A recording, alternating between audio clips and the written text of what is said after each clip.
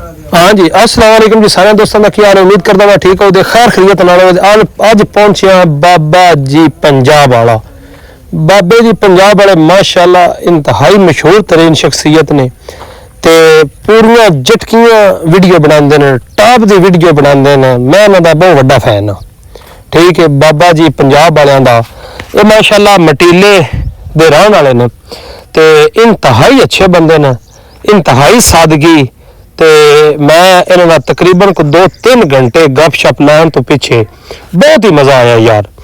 बाबा जी री माशाल्लाह अच्छे बंदे, जिन्नी तारीफ की जाए उन्नी ही काम है।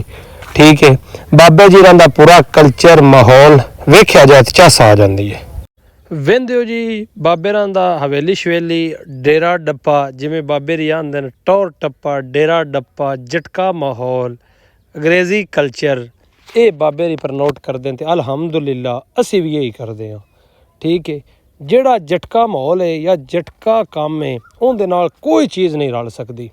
ठीक है, एक बाबे दी जिन्नी तारीफ की जाए मैं तो समझदा वहाँ काम है, लेकिन जो जटका माहौल जो तजर्बाकार इन्हां तो होर वध है ही कोई ना। तो जिन्ना सारे चैनल सबसक्राइब नहीं किया, फॉलो नहीं किया, वो जल्दी जल्दी कर लो।